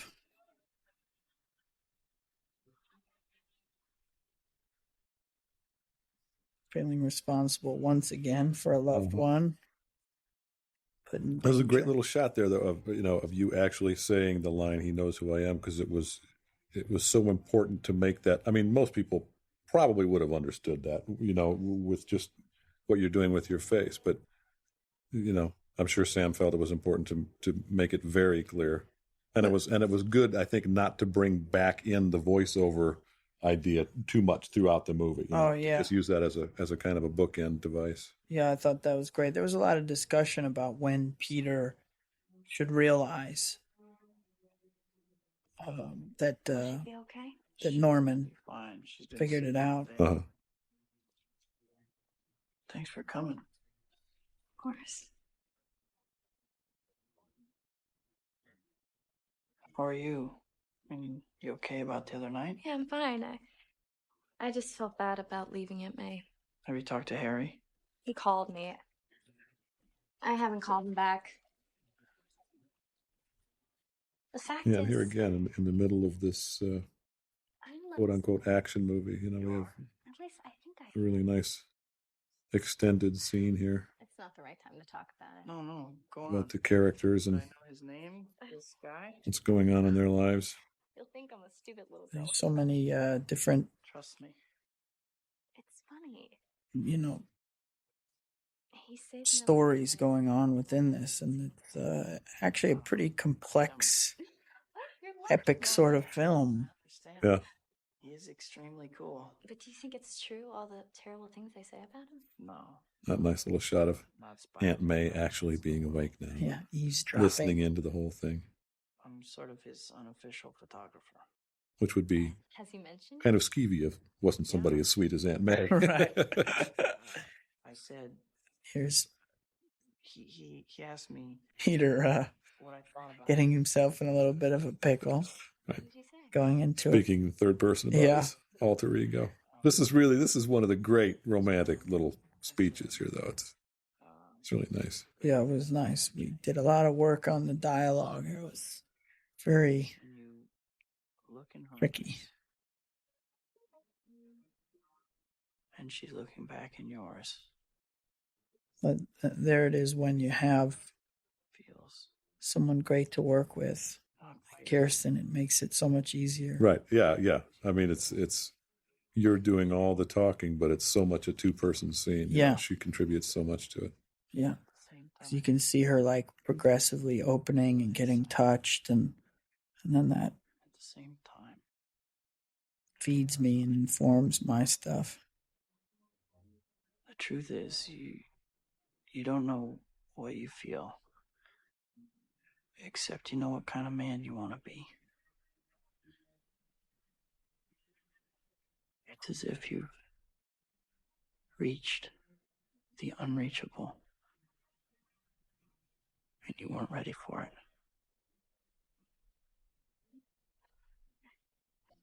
You said that. Oh, something like that. There's the little comic relief. Yeah. Little backpedal. Oh, yeah. Oh, something like that. Whatever. It's great working with actors too, and it's not always the case where, obviously when this scene is shot, they point the camera on you and do the whole scene, and then they turn everything around and take their 4 hours to light it, and they point the camera on her in whichever order. But oftentimes, or at least sometimes, you work with other actors who, when the camera's not on them, they kind of show up and sit there and aren't really contributing much to what you're doing. But it's obvious that you guys were working for each other a lot. Well, I've heard a lot of stories about that kind of thing, and I've been fortunate enough not to have had to experience it too much. Yeah. Yeah, it's not. I mean, I've only a few times that I've really felt that way about another actor. Nobody in this movie. What is it? No, Oh, you're right about MJ. except for maybe Ted Raimi. Yeah, that guy. I mean, I don't know. How did he get the job? I don't know. What was the deal there? It's just a good audition, I think. How does he feel about it? Oh, he's loved her since the 4th grade. Pretends like he doesn't, but there's no one Peter cares for more. Little bonding moment for father and son. Yeah, they keep trying.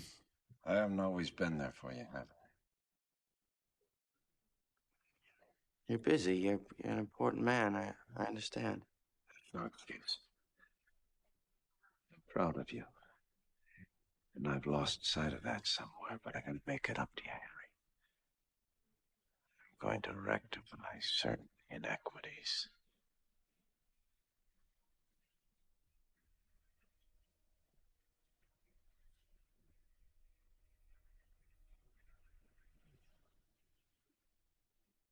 Oh, wake up, little spider.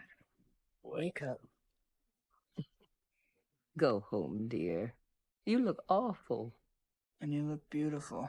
Well, thank you. I don't like to leave you here. Oh, but I'm safe here. Can I do anything for you? You do too much. College, a job, all this time with me. You're not Superman, you know. A smile, finally. Haven't seen one of those on your face since Mary Jane was here. Hey, you were supposed to be asleep. You know, you were about 6 years old when MJ's family moved in next door. And when she got out of the car and you saw her for the first time... It reminded me when she said you're not Superman, of the trailer. I think the Is that an angel? people who cut the trailer in the marketing department did such a good job because obviously the awareness was very high, but they also did a good job of not like giving away the entire movie. And Yes, which is a real pet peeve of mine. Yeah, it was a really good trailer. It was a good trailer. It gave you a real sense of it without So mysterious all without giving away the whole thing. Yeah. Tell me, would it be so dangerous to let Mary Jane know how much you care? Everybody else knows. I'll be right back.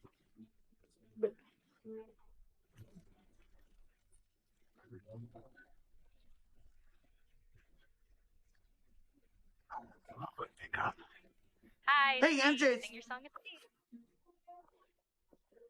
By MJ, the Peter, machine. you there? Hello?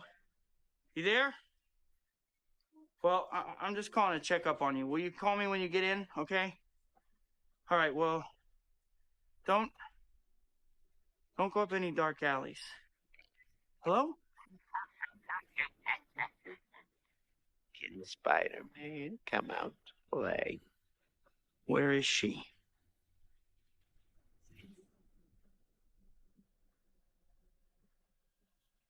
Well, she's on top of the Brooklyn Bridge.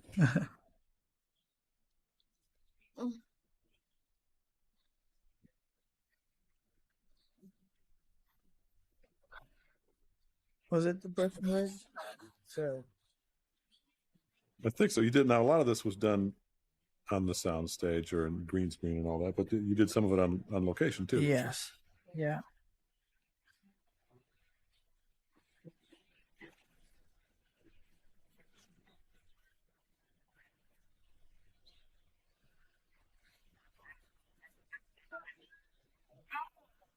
Although if that's the tram, I guess it's probably the 59th Street Bridge, isn't it?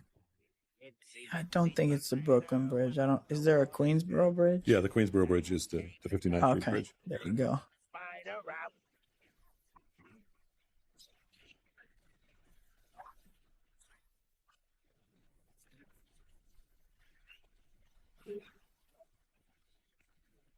It's a very cruel choice that the Goblin proposes to Spider-Man. In a moment. Now, this whole sequence is so complicated with, sound stage, green screen, shooting it on actually the location, and then the animation and.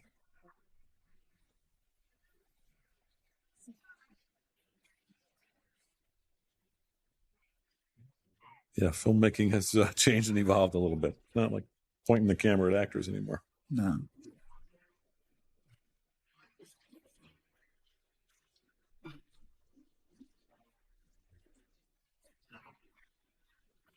Yeah, this is great. Now that contrast that with the first sequence where he's chasing the carjacker, and Yeah.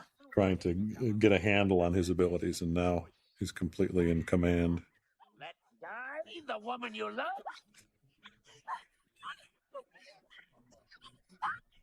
Or suffer the little children.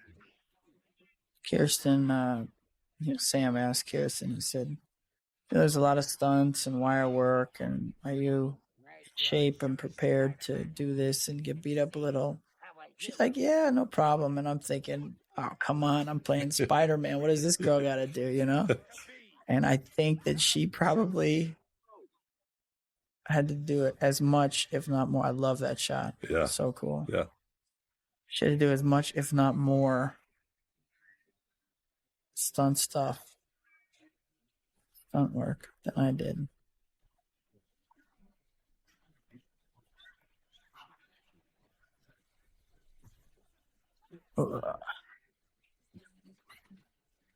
This was a bit of an excruciating sequence.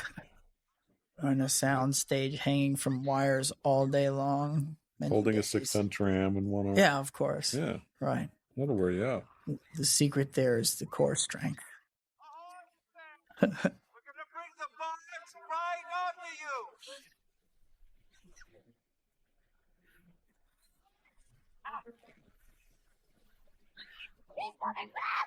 Listen! I need you to climb down! I can't! Yes, you can!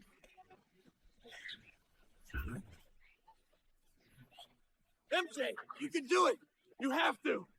Trust me. That's another really, real acting challenge is, we're talking about the whole sort of crying scene, emotional scenes, and, to do this damsel in distress thing, that Kirsten does here and maintain that level of panic and, for what I'm sure was a few days of shooting this sequence. Oh, yeah. And then also at Times Square on the balcony, she had to do all that stuff. Another great shot here.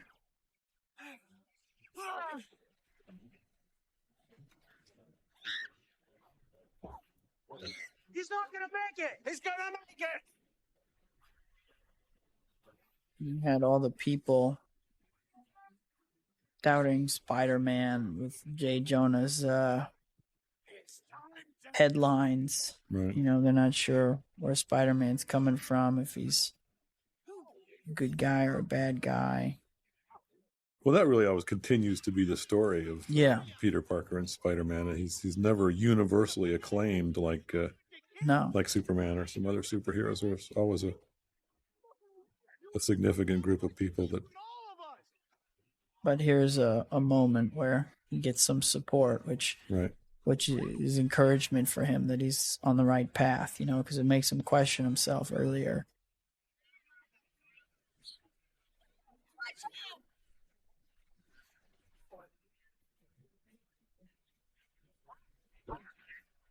But the moment of victory is short. Yeah.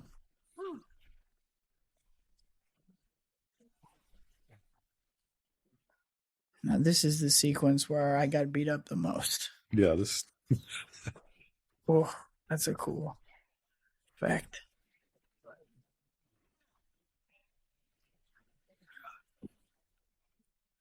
This is where Willem was not entirely pulling his punches. Coming up here. Now, when did you shoot? Was this toward the end of shooting that you shot this sequence, or? We came back to it a couple of times, but I do believe it was towards the end. And it was really dusty and smoky, and as you see, they had to put lots of blood and sweat all over me, and I'm in the suit, and dirt. Yeah, that's another element that adds to a long day. Yeah. Then I had to get beat up a lot. Then I have to go back and do looping and make all these little noises. Try to vary the grunts and efforts. And that right there is where I got some nice little bruises on my ribs. I had to throw myself into bricks many times. Uh-oh. You've spun your last. He might be done for. Yep, no sequels. Spider-Man's going to buy it. Painless, but now that you've really pissed me off, I'm gonna Makes the mistake. Talking about torturing the woman he loves. MJ and I, we're gonna have a hell of a time. Classic WWF style. Just when you thought he was down, don't count him out. That extra reserve.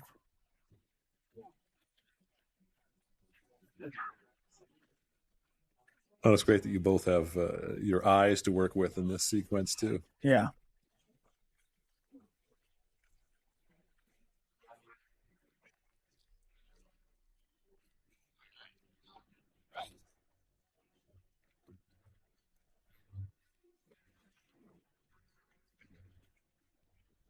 What?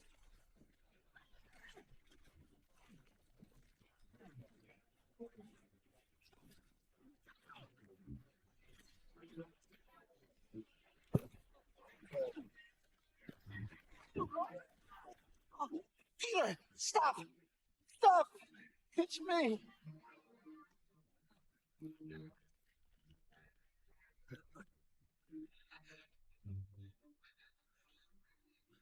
Mr. Osborn. Peter, thank God for you. You killed those people on that balcony. The goblin killed. I had nothing to do with it. Don't let him take me again. I beg you. Protect me. Don't trust him. Aunt May, you tried to kill Mary Jane. But not you. It's great because you go as an audience, you're going back and forth here. Oh, and now Yeah. he's definitely All right. still in the If anything ever happened, Mr. Hyde persona. that I could count on, you Peter Fully Parker, taken him. saved me, and so you have. Thank God for you. Give me your hand. Believe in me, as I believed in you. I've been like a father to you. Be a son to me now. Uncle Ben I have lives. a father. His name was Ben Parker. Godspeed, Spider-Man. Thank God for that Spidey sense. Oh. Oh.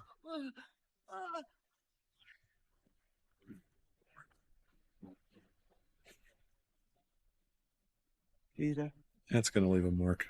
Yeah. don't tell Harry. That's a nice moment before he dies. Don't tell Harry. He does care.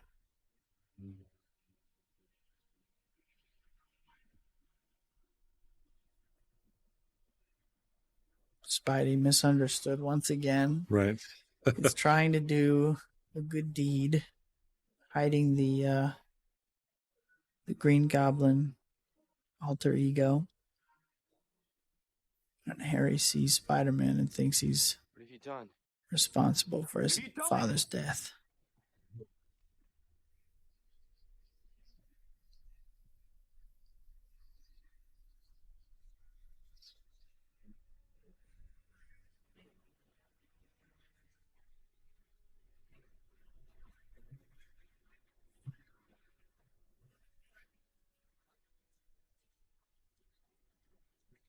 Hey. I'm so sorry, Harry. I know what it's like to lose a father. I didn't lose him. Oh, was this shot in the fall? From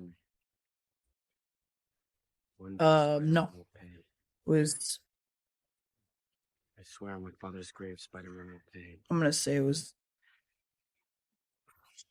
early spring in New York. Thank God for you, Peter. You're the only family I have.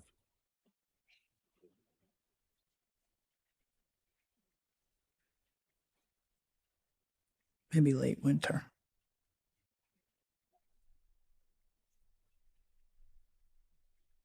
Some extra guilt for Peter Parker. And a little suggestion of what may be to come for Harry's character. Mm-hmm. No matter what I do, no matter how hard I try, the ones I love will always be the ones who pay.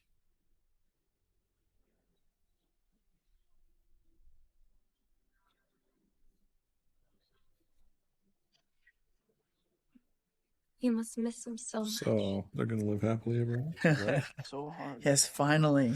After Have a big kiss and they'll walk off hand in hand. There's something as any big superhero Hollywood movie should be, there should be a happy ending, right? Uh-huh. Who's gonna die? Finally, There was only one after all this person I was time, thinking of, all these challenges, and it wasn't tragedy, who it would be. It was Peter you, Parker Pete. gets what he wants most. I kept thinking, I hope you True make it caring through and this, love of Mary Jane Watson. so I can Yeah, see sorry, Peter not going to happen. Parker's face one more time. For the first time in movie history, There's only one man. I get to say no to a girl. Who makes me feel like I'm more than I ever thought I could be. That I'm just me. And that's okay. The truth is, Which is this is the great arc for her character, that she's really I love you. grown up and settled into herself and learned what's important, set her priorities straight. She had to go through a lot to get there.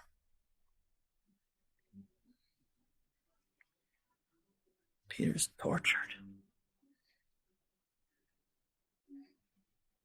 All I wanted was to tell her how much I loved her. Intoxicated. Can't. You can't what? Tell you everything. I mean, there's so much to tell. Yeah. It's one of those tough scenes. There's so much wind. I had to loop the whole thing. Oh, really? Yeah. That I will always be there for you. I will always be there to take care of you. I promise you that. I will always be your friend. Only a friend?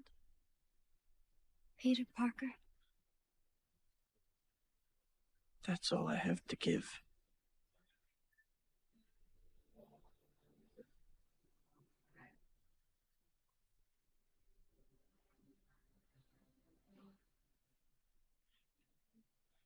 People had really emotional reactions to this. They would get like pissed off, like, why?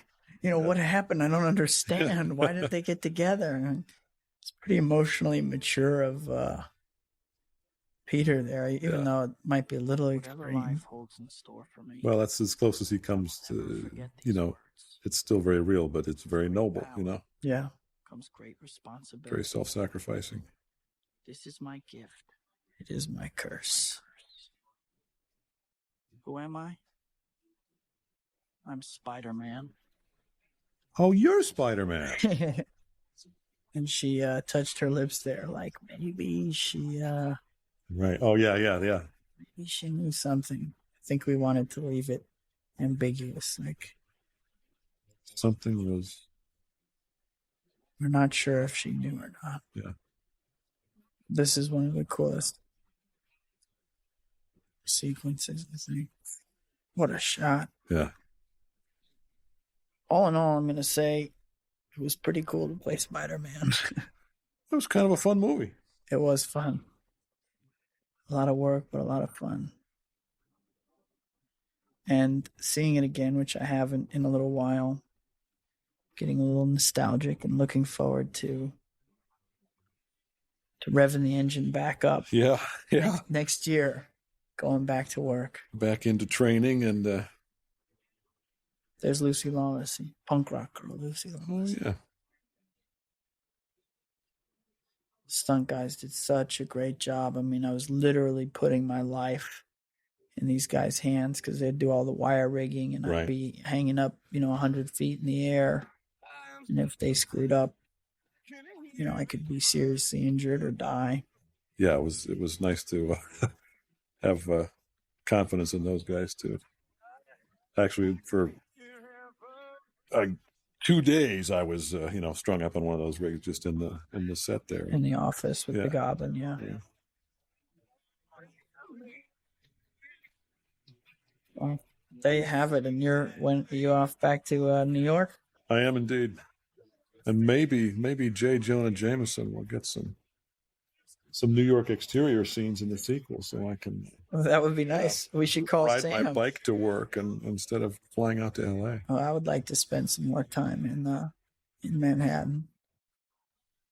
Yeah, well, let's talk to Laura and Sam. Perfect. See what we can figure out. Now that we're in a successful franchise, maybe we can yield some of our weight around and. Well, thank you guys for hearing us talk about our movie. Sitting here watching ourselves and rambling on about ourselves. Thank you for indulging us and hope you enjoyed it. And you're going to go try to make another good movie for you. Right. Stay tuned for number 2. Signing off.